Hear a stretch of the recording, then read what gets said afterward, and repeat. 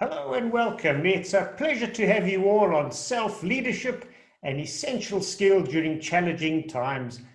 Today I'm going to share some content with you from our self-leadership program, which I'll talk a little bit about later on. But for those of you who have heard me speak or not heard me speak, my name is Roberto Dal Corso, a good, strong Italian name. Do we have any Italians in the call today, or maybe some crazy Italians on the call? I mean, we all know that Italians can be a little bit crazy. So if you're any crazy Italian on Italian, just raise your hand or type something in to the chat box. Would be great to have you. If you've heard me speak before, just raise your hand as well. It will be good to see, because I think we've got quite a few new people. Okay, yeah. So there we go. We've got some new people. Yeah, I've got some people who've heard me speak before. Some really not that important, which is fine, because you haven't come to hear me. You've come to hear the content. So, I come out of a corporate background. I've had an exciting, diverse 25-year corporate career. And you're probably wondering, exciting corporate. That's got to be impossible. Well, I've got to say, yeah, it wasn't always exciting, but most days were exciting, and I've really enjoyed it. I've exceeded even my own expectations, because I come out of a really, pretty much an ordinary family. My parents were Italian immigrants who had moved to South Africa. I went to an ordinary school, so I'm very much an ordinary guy, but at the same chance through life, I got the opportunity to travel and work in 35 different countries around the world, lead teams on 3 different continents, launch, over 37 product lines, and, generate huge amounts of money for organizations. I got to set up my own business, and I fulfilled my childhood dream of creating my own legacy, and I really love to help people like you, empowering them to be the best versions of what you can be. So, and I don't say that to impress you. I just say that, I'm nothing special, and I have had difficulties in my life and in my career. Just a question, if you have had difficulties in your career, would you just raise your hand, or maybe you're going through that right now, or just say yes? And, or what about, difficulties in your love life? I guess, we should all be raising our hands for that one. I'm just going to quickly unclear everyone. Yeah, so if you've had difficulties in your love life, raise your hand, because I think, that covers most of us. I'm very passionate to share with you this content, because today, I'm so humbled, because over the last several weeks, I've spoken to so many people, and there's so many people out there struggling. And I just wanted to share today, some ideas, but not just ideas which are cool, fun, and maybe interesting.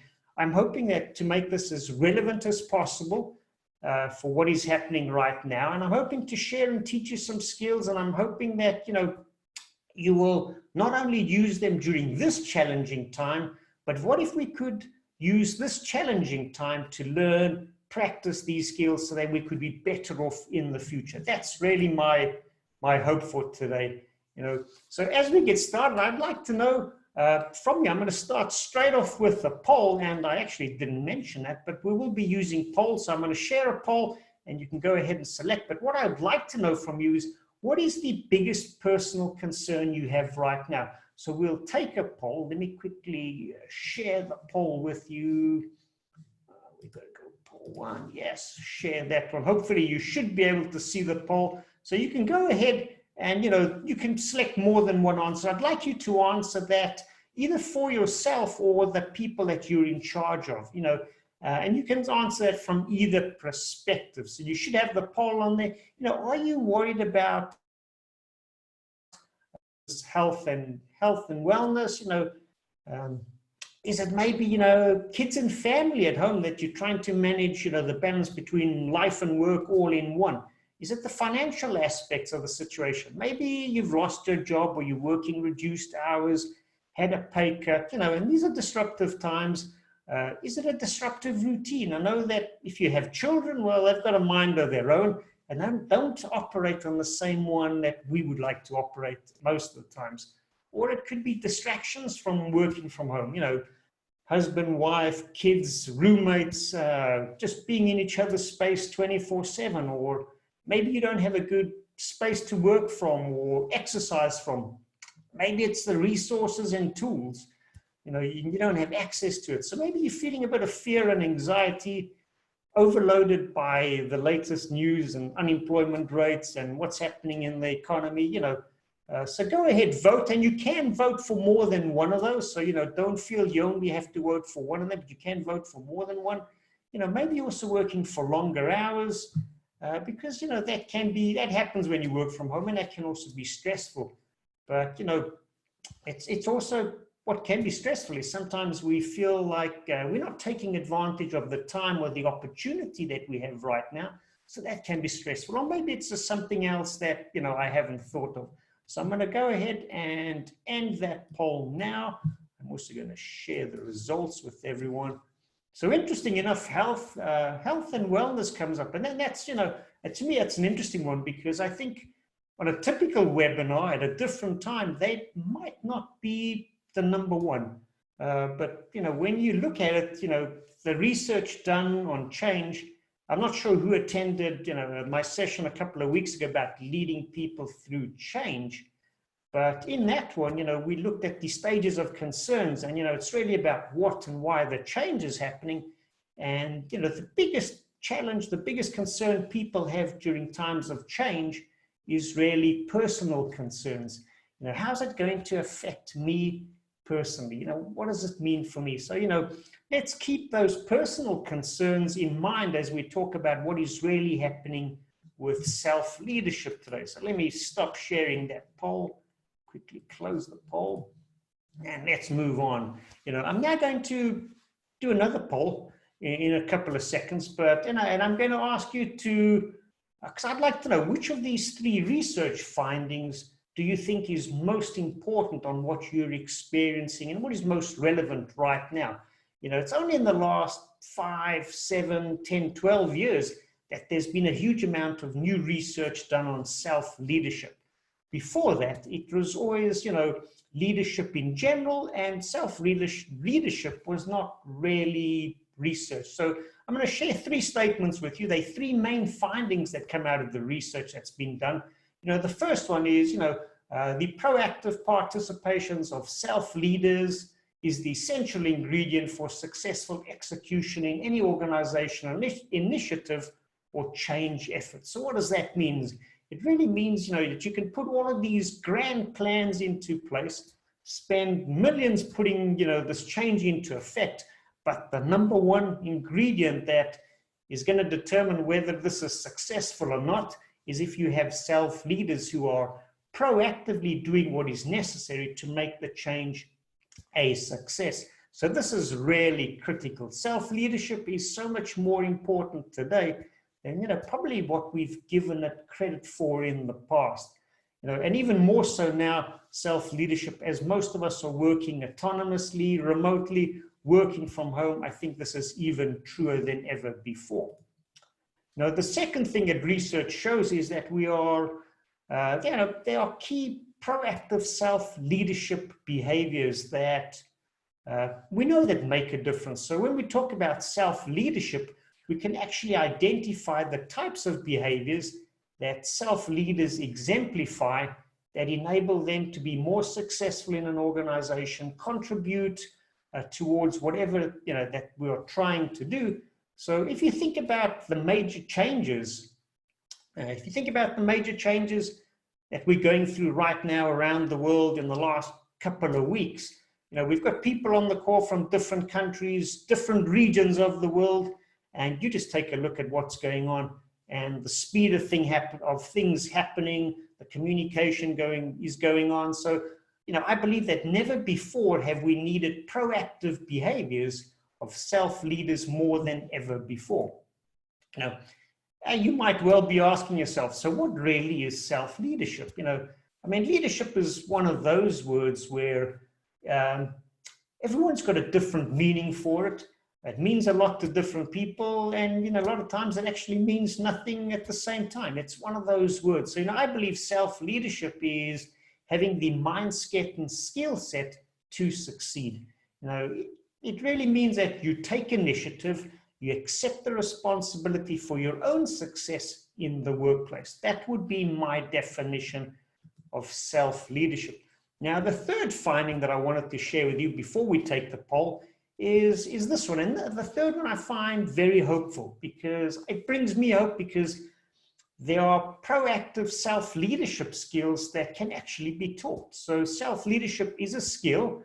Some people seem to be born more as self-leaders because they may be more extrovert, or maybe just more comfortable in asking for what they need, or maybe standing up and making a complaint. I don't know. But the fact is that whether you are an introvert or an extrovert, direct or indirect, self-leadership is definitely a skill that can be taught and learned by anyone. And I think, that is hopeful, and that's a powerful thing. So let's quickly do a poll, and let me go to my polls and run the second one.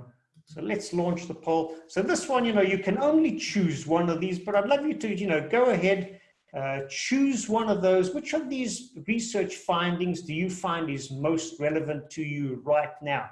And again, you select, hit submit will be great, because, it is really, self-leadership is one of the most essential ingredients in any organizational initiatives. Or is it too that research has identified what it means to be a proactive leader? Or is it that proactive self-leadership skills can be taught? So, whether it's, number one, number two, or number three, go ahead, choose one.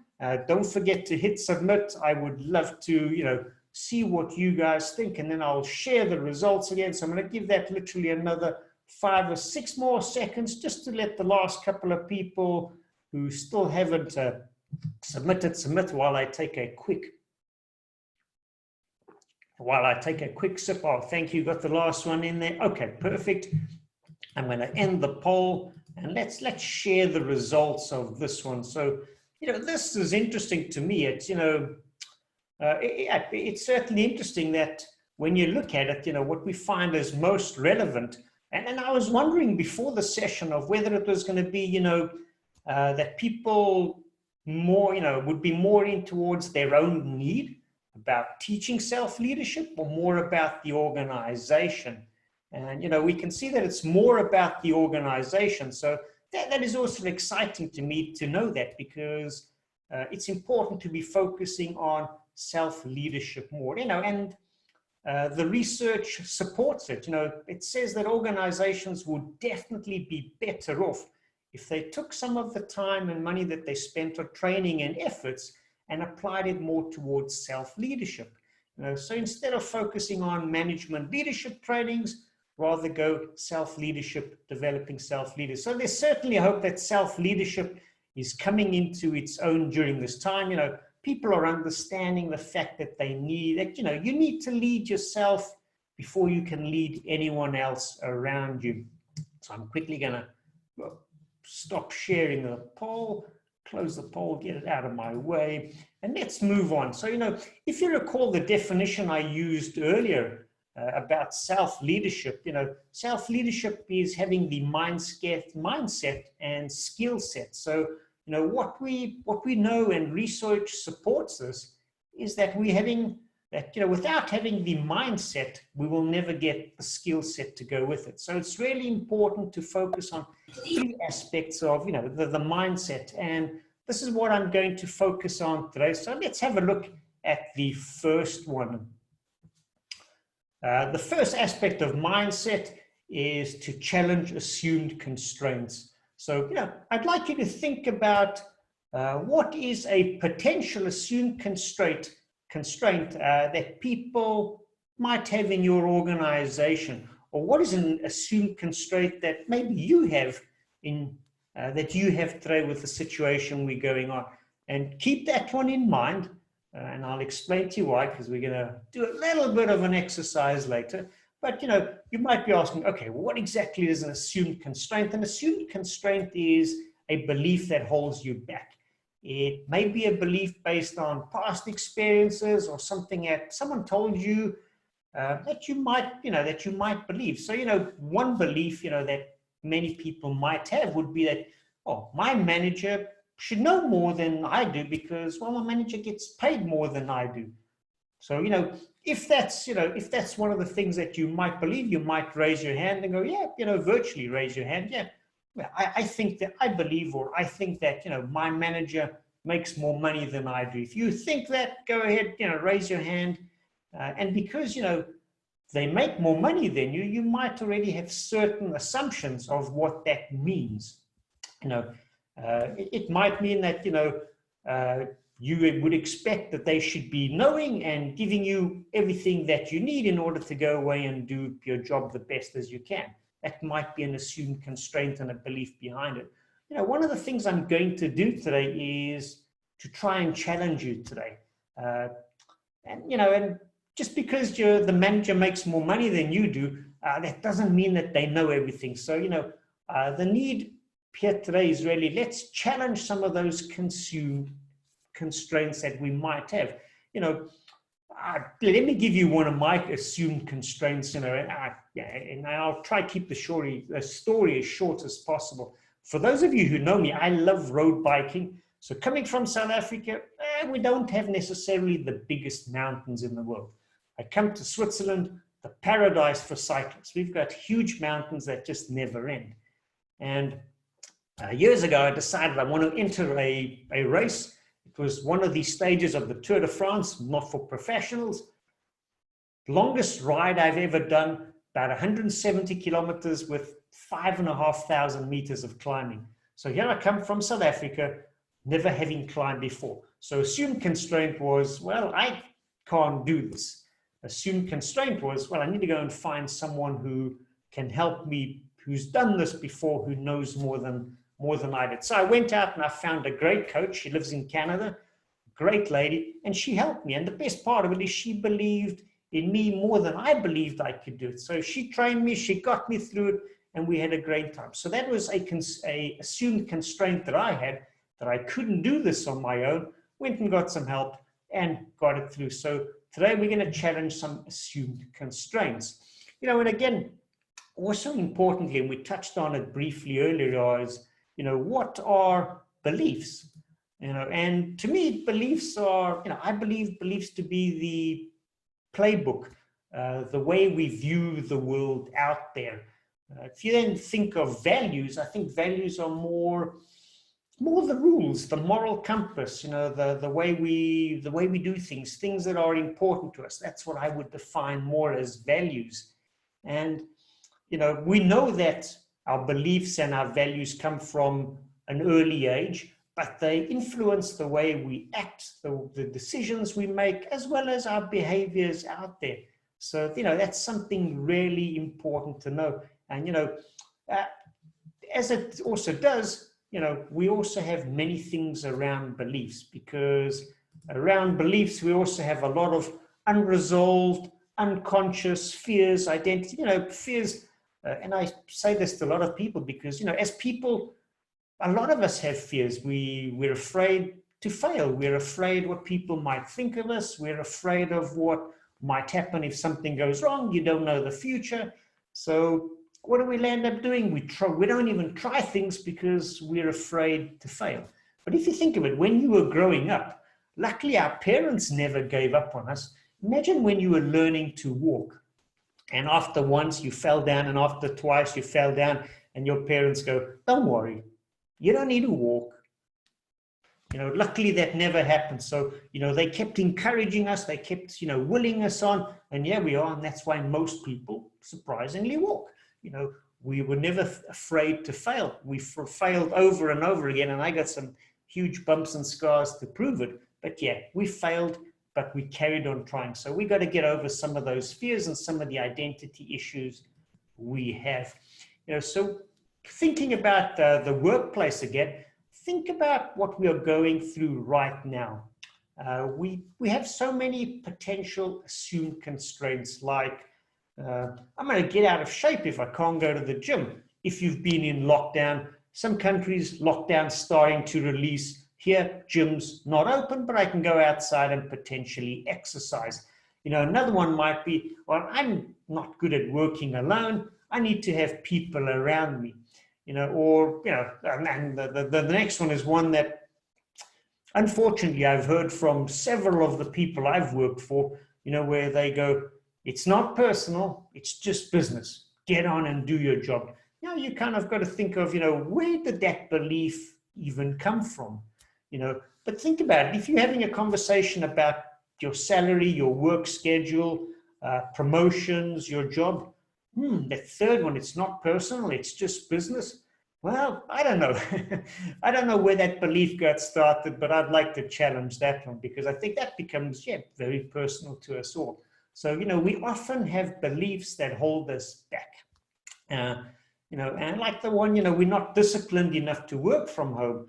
And that's why I love the saying from Henry Ford. I mean, I spent a lot of my time in the automotive industry, but, Henry Ford put it in a lovely way. Whether you think you can or you think you can't do something, guess what? You're right. You decide whether it is true or not. Now, so what is an assumed constraint that you might have right now? Think about how we can get beyond what is holding us back, how we can break through and actually become more productive because you challenged that assumed constraint.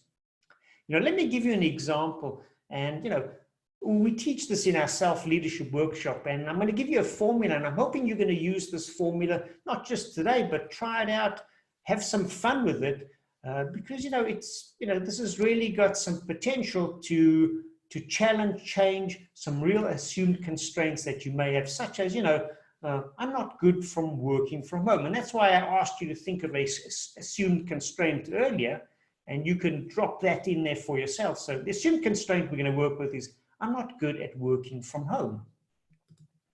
Now, the process goes, okay, let's flip that. So you basically say the opposite, and then you tie it into some value or purpose. So I worked effectively from home because then you add the value or your workplace purpose in.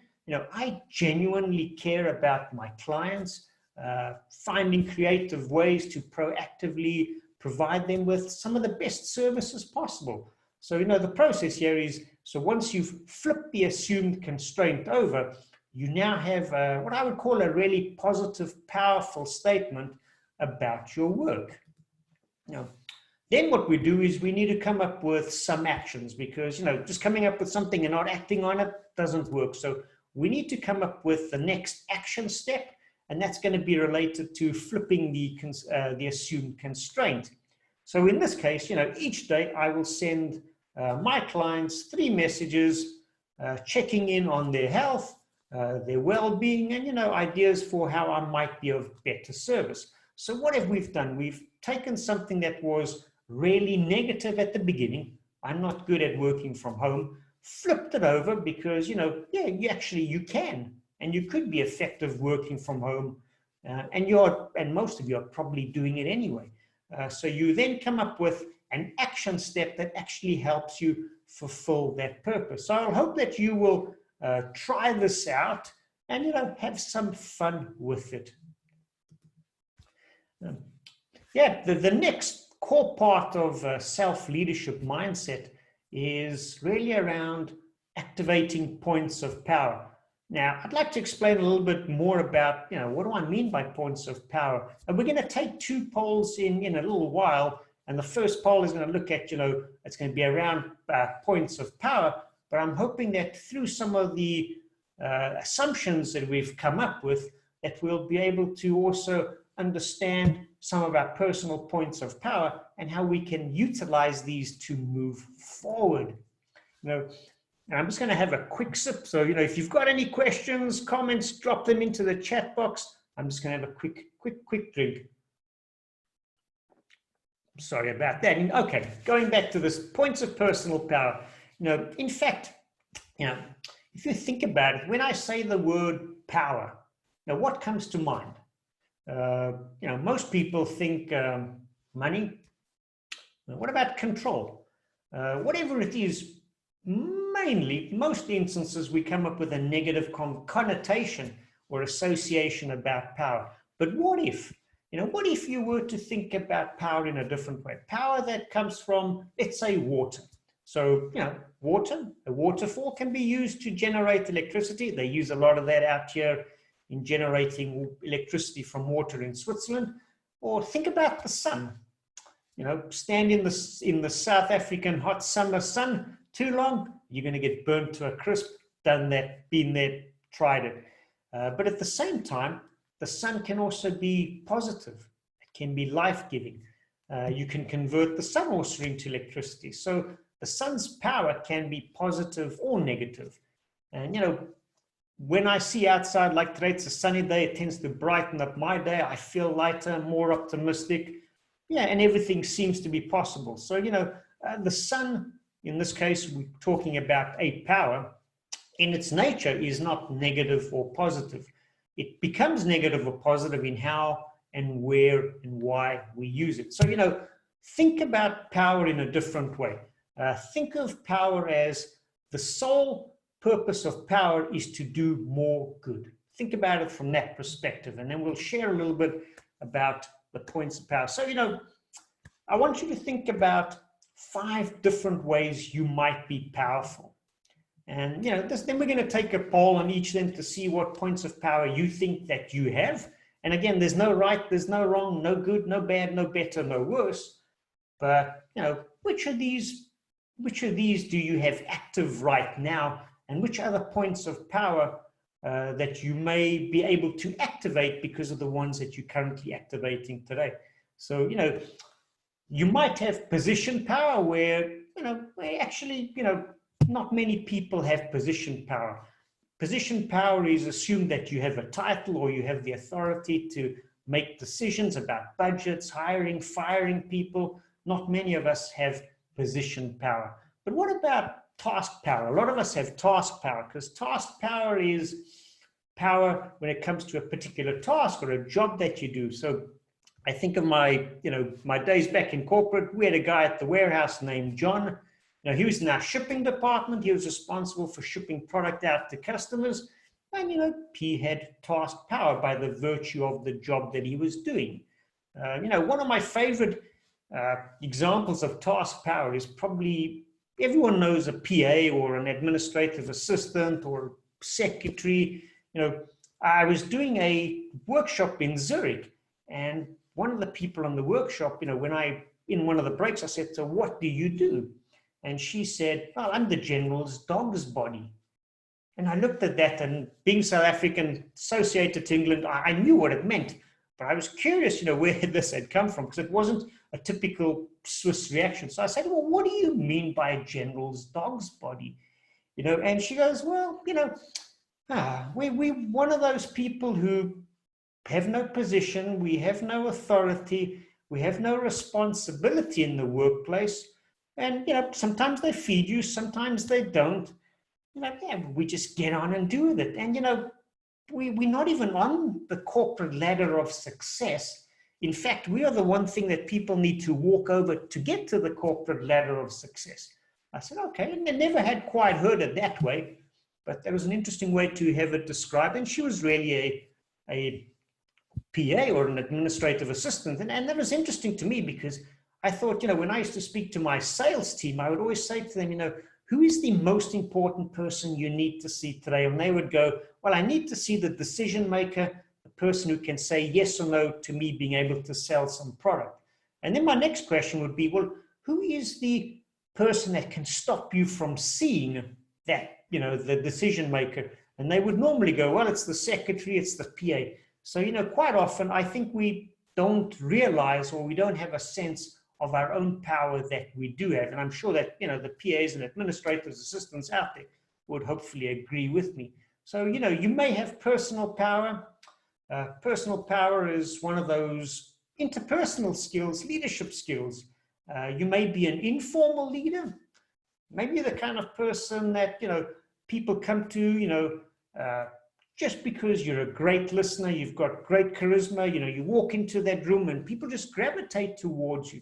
You know, you might not be the best, you might not be the smartest or most productive, but because you can speak and articulate yourself, guess what? You get promoted versus someone else. That's what I would call personal power. Personal power can even be beauty. And that's, yeah, evidently not me, but beauty can be used as a personal power. You know, there's a study actually that shows that in different cultures, different countries, the definition of beauty is different. But in most cultures, it's agreed that if you meet those characteristics of beauty in that culture, you actually move ahead further and faster. In the US, for example, they say that people over 6 foot tall tend to move up the corporate ladder faster.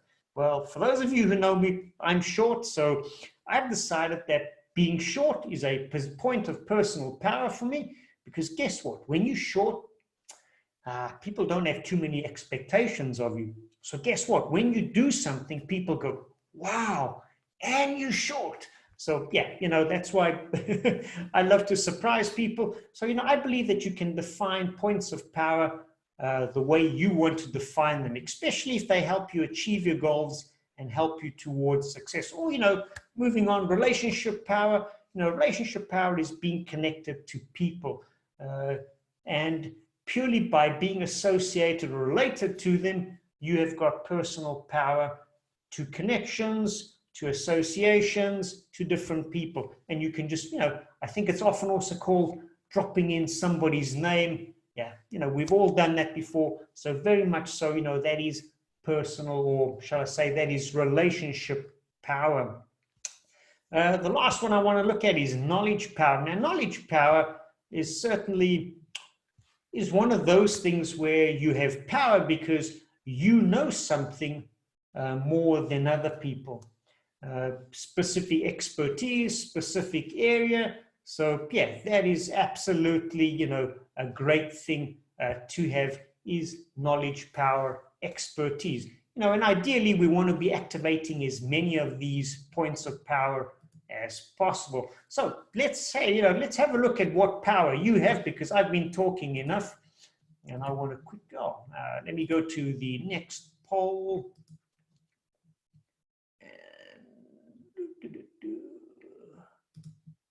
Yeah. Oh, not that one. Sorry, moving just went one too fast.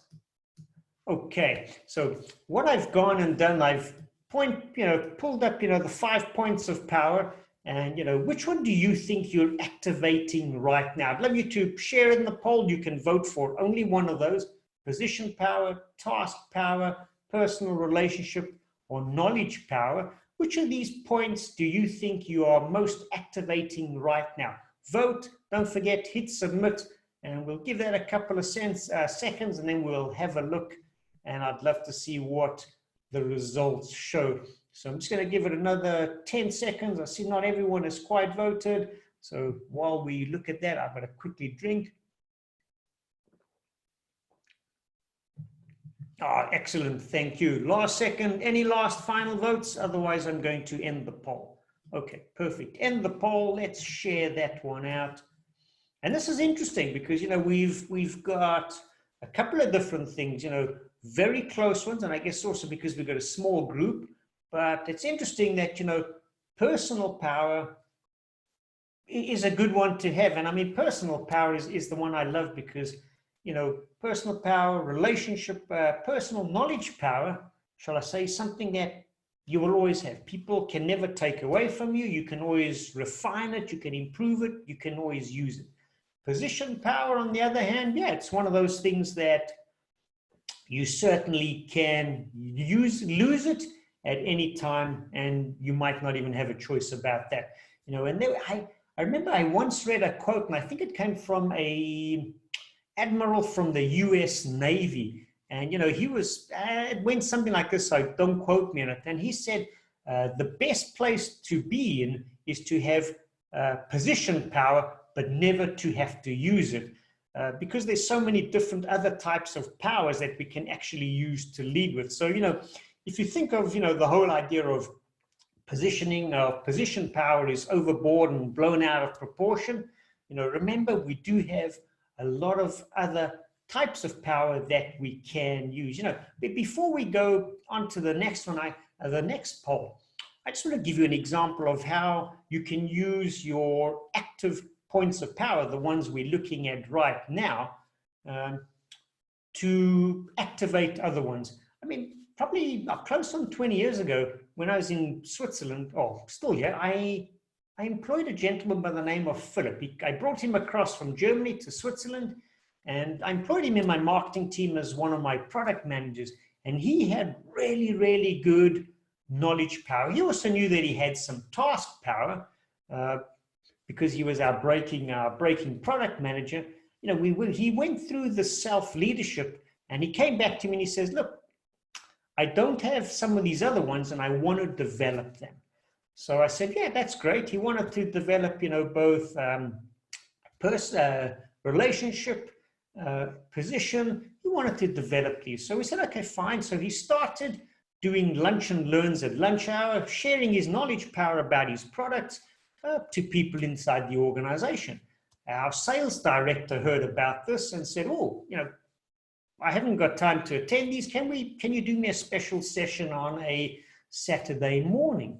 So off they go and they're doing it. Philip had some pretty good knowledge power about other products in our organization. So, you know, the sales director said, well, can you help me out on those two? Because our sales director was not a technical person.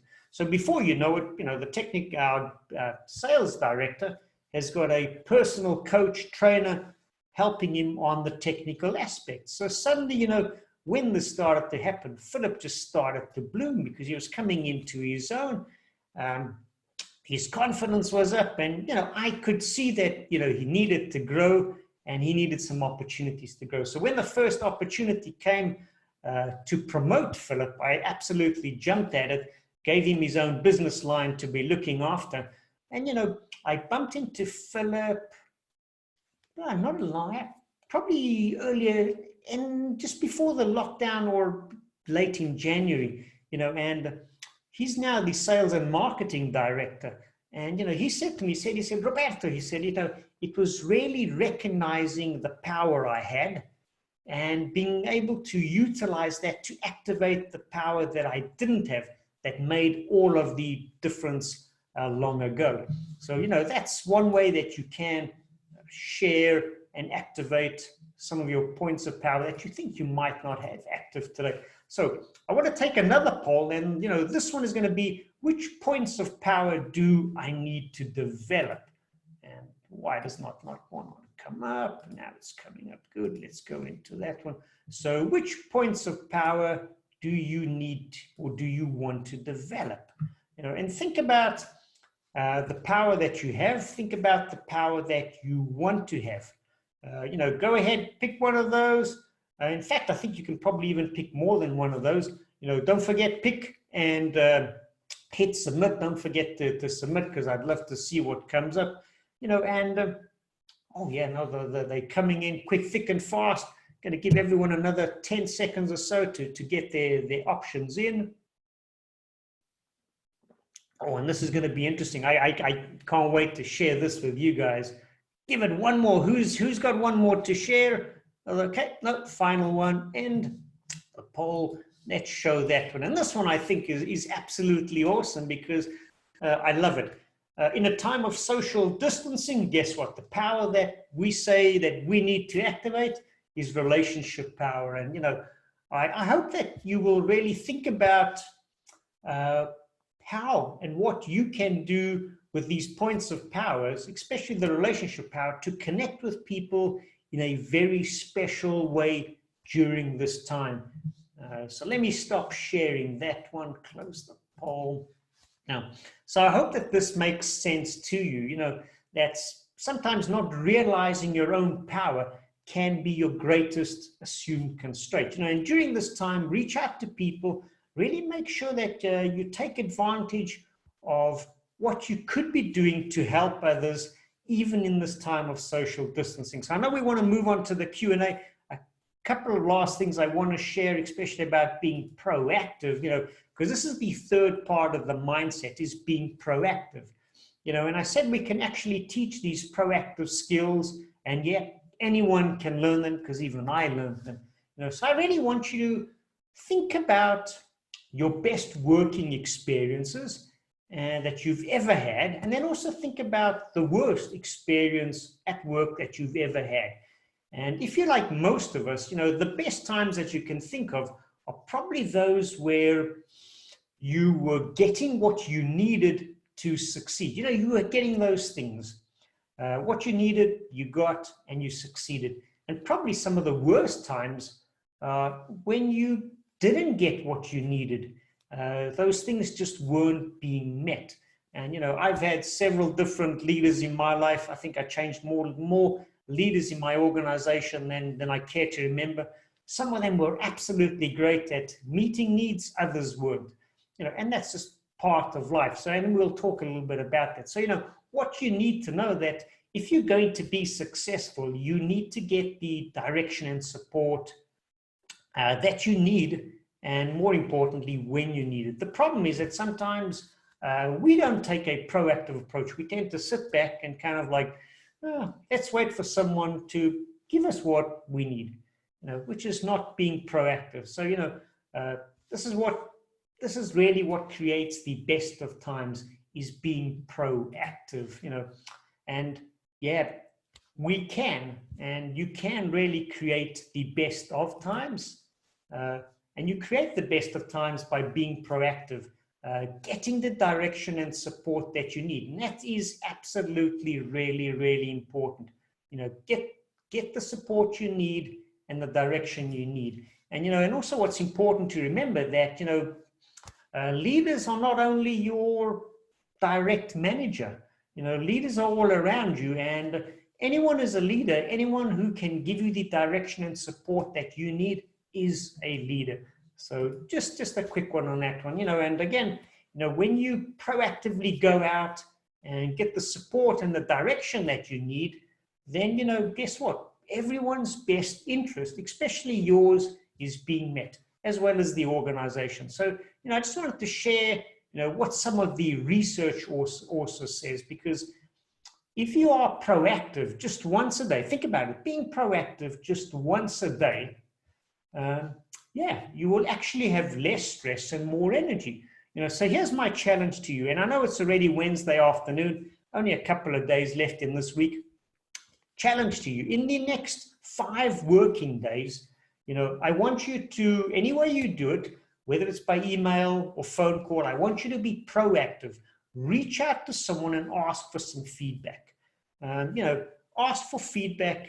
And yet, I don't know if you've heard this before. I believe that feedback is the breakfast of champions. So, I want you to reach out, ask for some feedback. So as an example, you can go, well, we were on the Teams call last week. I was trying to do and achieve this goal. Could you give me some feedback on how successful do you think I was?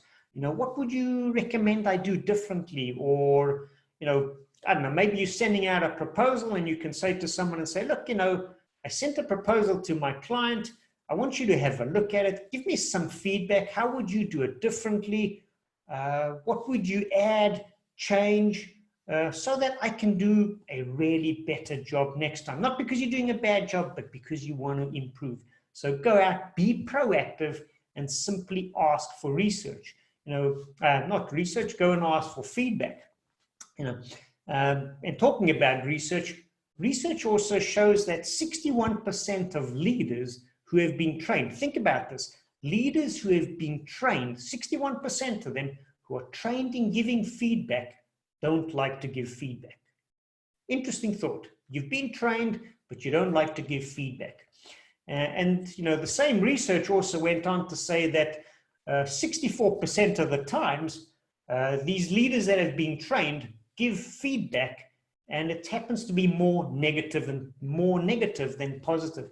What I mean by that is it tends to have more of a negative effect than a positive one. So these are guys that have been trained.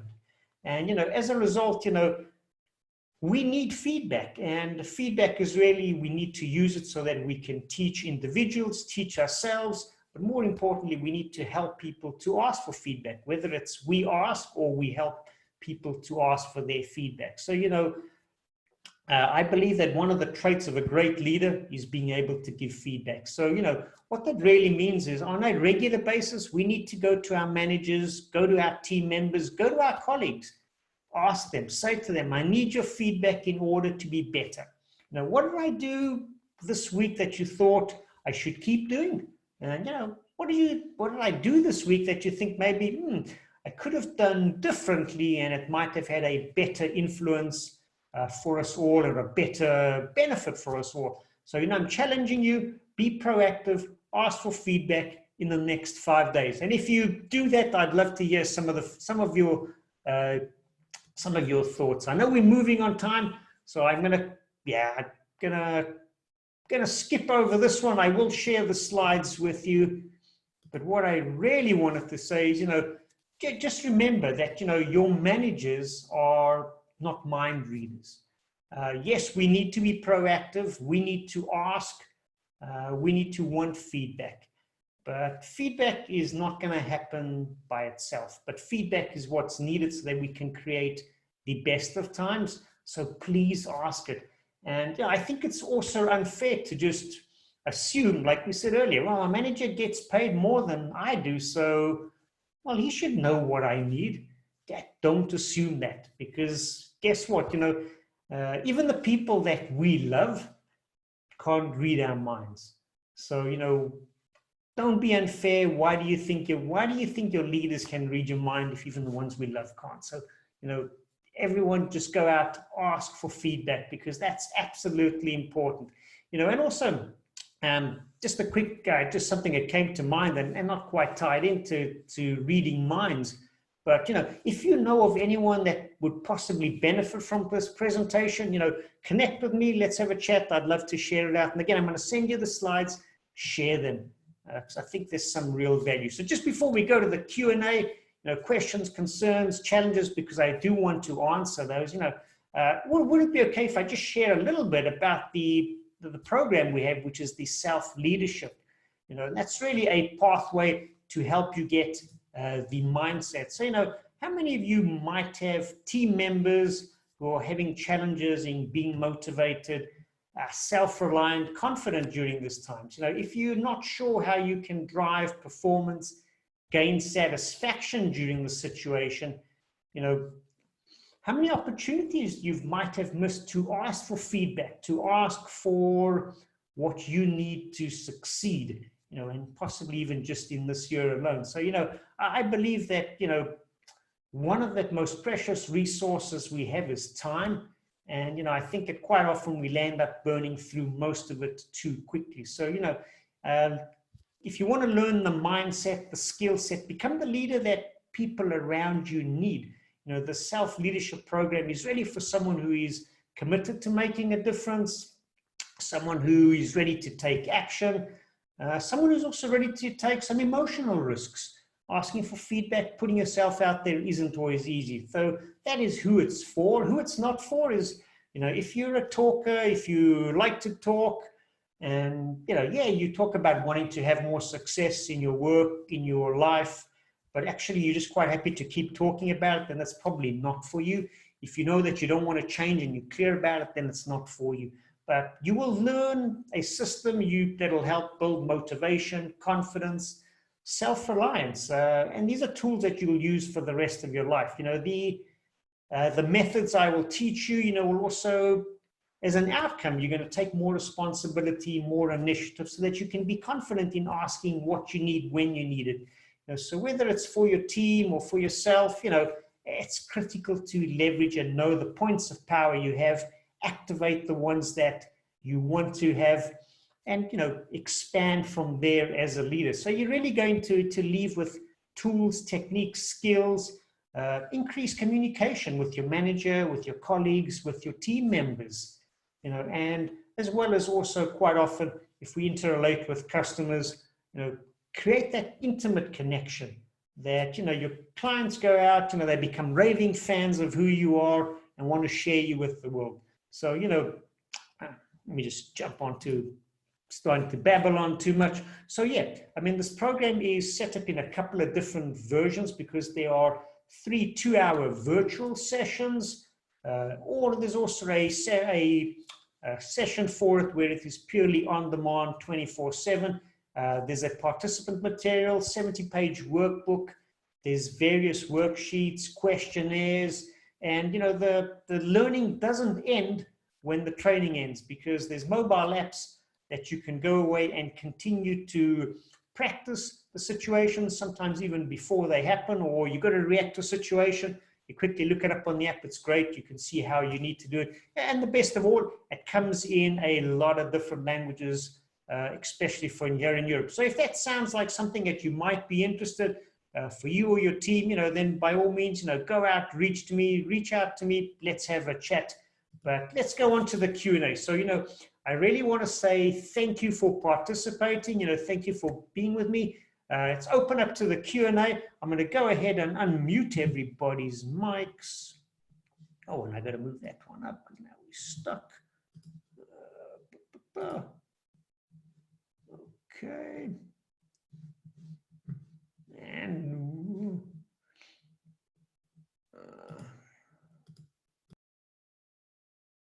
on today. Okay, you might need to go ahead and unmute yourself today. I'm not sure what technology we're having. A few technological issues today going on here, which is a little bit strange. Let me see if we can figure this one out. Yep, that's all looking good. Why can I not unmute everybody?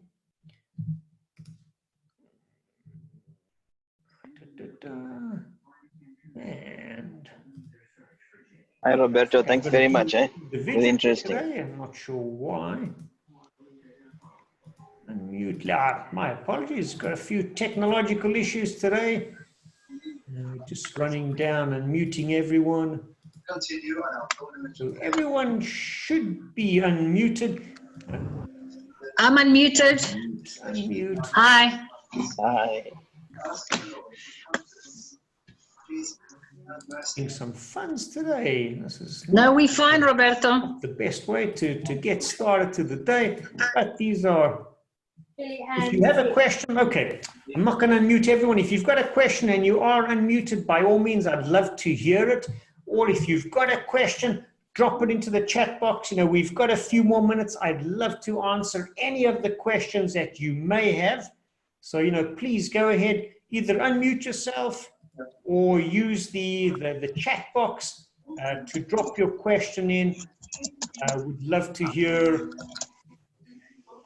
And it's still not. Oh, no. Okay, yeah, I think we've eventually got it to work. Okay, everyone's unmuted. So again, if you've got a question, please go ahead. I'd love to hear, what you have as open questions, and I would absolutely love to hear it. Just reading some of the comments going on. Okay. Any questions that someone may have about self-leadership, about some of the materials we've shared, research that, I mentioned, anything along those lines. If you've got some questions, please, drop them into the chat box, or absolutely, unmute yourself on your microphone, because again, I think it's a double unmute system, but I would love to hear if you've got any questions. I really would love to hear your questions, comments, concerns, thoughts. Roberto, are you there? Thank you, Aurelia. I'm glad you enjoyed the session.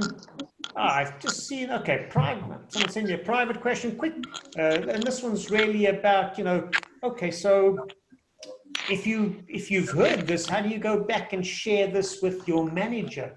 That's a good question. What I would probably suggest is, if you've heard this and you like something on it, I would go back to your manager and say, hey, I was just on a great webinar. I heard a couple of things which I think are beneficial and could be useful, and I would like to try them out. And, and then hopefully that will at least open the way to the discussion that you can have with your manager of trying some things differently, especially when it comes to asking for feedback, because, yeah, sometimes asking for feedback or being on the reversal of it, when people ask you for feedback, when you need to apply feedback, it puts people in a difficult, uncomfortable situation. So yeah, absolutely, if you need to, try that, because I think feedback is absolutely critical. So take a risk, ask, as well as if you're providing feedback, think about how can you be constructive. And I like Gino's one where there's no negative feedback. All feedback will turn out to be an improvement. Absolutely right. I mean, that's why I say feedback is the breakfast of champions. That's the only way that we can look at ourselves, our teams, what we do, our processes, and say, well, how do we do it better? How do we become better individuals, better in the organization? Isaac, I have some challenges. Oh, my pleasure. You're always welcome. I'm glad you were able to make it on the call, Isaac. Call if there's difficult times and most areas are on lockdown. We use a lot of tools. Yeah. Very good question, Paul. Okay, yeah, because of the tools we're using, probably one of the recommendations I can use. I mean, I know we've spoken before, and I believe that you're probably doing already one-to-one sessions with your team. Probably once a week. I would actually up that, and my encouragement would be is not have just a team meeting, but also have one-to-one time at least once a week with them, especially now. If anything, now communicate more than less, but utilize that time to ask your team members and say, but one-on-one, not necessarily, or you can do it in a group, but quite often, depending on if you want to get to personal concerns, one-on-one is easier. And you can say to them, how are you feeling? How do you see this playing out? Get a sense of really where they are, because drag out the personal concerns that they may have.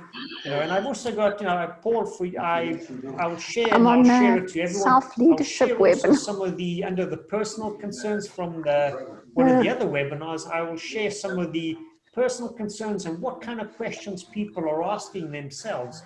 So by seeing that, again, people are worried about, this situation is, when do we go back to normal? When do we go back to work? What's it going to look like? Is this going to carry on for long? What, am I going to have a job? So those are a lot of personal concerns. So try and engage them in personal concerns, as well as, with your leaders. Ask them one-to-one sessions. How can I improve? How can I do things better? It's really about communication. And, I know Josh is, I don't know if Josh is still on the call, but, we had a great discussion about communication, and yet communicate a lot more than a lot less. Don't be, I know you aren't, but don't be one of the leaders that kind of disappears and goes dark during this time. I know we're just running over time. Any more questions? Okay, not too many. Okay, perfect. Then, as we're about to close out the session, I just wanted to share with you one final thought, and when you think about it, the world we live in today, the changes that are going on, the speed of things going on, we're going through change. Most of the times we feel we go through it alone, but the reality is everyone goes through it with you. So, and this to me, the self-leadership journey is probably one of the most important journeys you can make. So, that really concludes our session today. And I just want to say thank you so much for joining the self-leadership, an essential skill during challenging times. And I hope you will join us on one of our future webinars in the near future. Any questions, comments, concerns, by all means, please reach out to me. You've got my email address. We'll love to answer any of your questions as best as I can. In that case, guys, thank you so much. It's been awesome. And that concludes today's session. Thanks, guys. Bye, everyone. Cheers. Thanks, Roberto. Bye-bye. Thank you very much. Bye. Thank you, Roberto. Take care. Bye. Bye-bye.